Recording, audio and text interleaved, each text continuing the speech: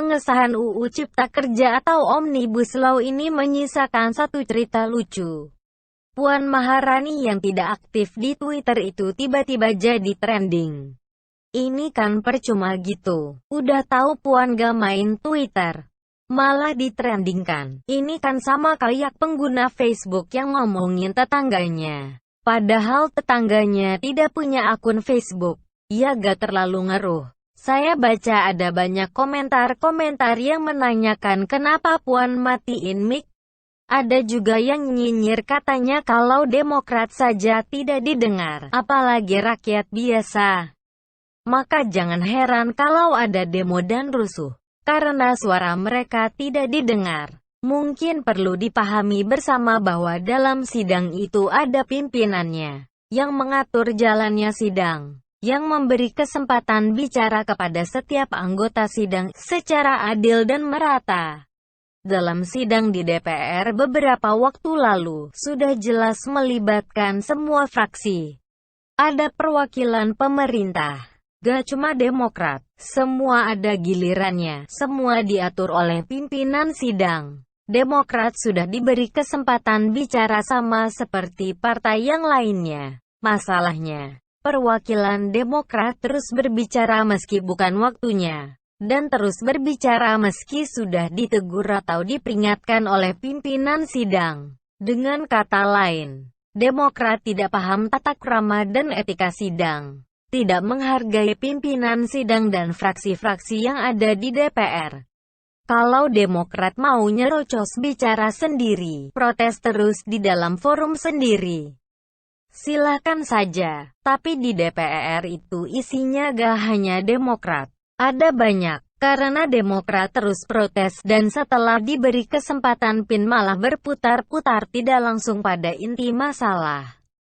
Cenderung ingin memprovokasi anggota sidang yang lain, maka pimpinan sidang harus menegur secara keras bahwa kader-kader Demokrat bisa diusir dari ruangan. Jadi sudah benar Puan matiin mic fraksi Demokrat untuk menghindari kekacauan dan kerusuhan yang lebih buruk. Karena kalau nyerocos terus entar fraksi yang lain juga ikut protes dan rusuh. Kalian mau terjadi lempar-lemparan kursi lagi? Lagi pula, menolak dan setuju itu pilihan. Demokrat sebagai partai kecil tidak bisa memaksakan. Mau setuju ya silakan, menolak pun gak apa-apa. Tapi jangan memaksakan, karena partai yang lain juga berhak menyatakan pendapatnya. 7 fraksi sudah setuju dan mendukung. Hanya Demokrat dan PKS dan menolak. Ya sudah itu hasilnya. Kalau Demokrat mau nyerocos terus dan memaksakan pendapatnya, berarti Demokrat tidak menghargai 7 fraksi yang sudah menyatakan pendapat. Karena sebuah undang-undang itu tidak harus semua setuju kok. Sebuah undang-undang juga gak harus menyenangkan semua orang. Kalau ada yang tidak setuju, ya gak apa-apa. Yang penting mayoritas setuju. Karena tujuan undang-undang dibuat itu untuk kepentingan mayoritas.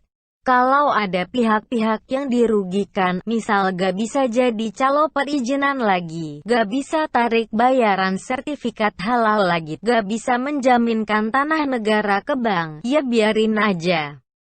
Kalau pihak-pihak yang merasa dirugikan itu merasa punya hak dan tidak terima dengan keputusan sidang, silahkan tempuh jalur uji materi ke Mahkamah Konstitusi.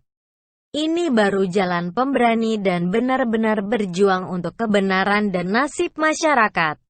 Demokrat juga sama, percuma koar-koar, ngevlog dan curcol di media, menebar propaganda.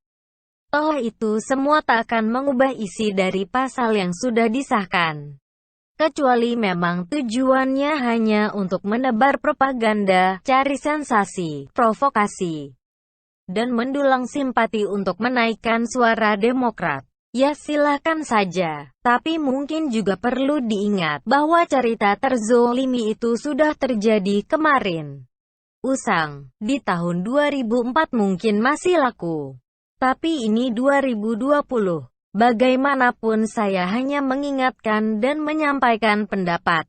Kalau Demokrat tetap yakin dengan strateginya, silahkan saja.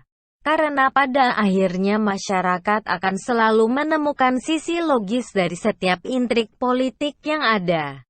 Cuma apakah memang harus sebegitunya ya untuk mendukung suara di pilkada? Apakah hasil survei terbaru yang menunjukkan Demokrat hampir pasti tak lolos Senayan 2024 membuat partai ini jadi kalang kabut dan mencoba segala cara? Dan apapun itu, untuk sensasi dan pemberitaan. Bisa dibilang Demokrat sukses besar.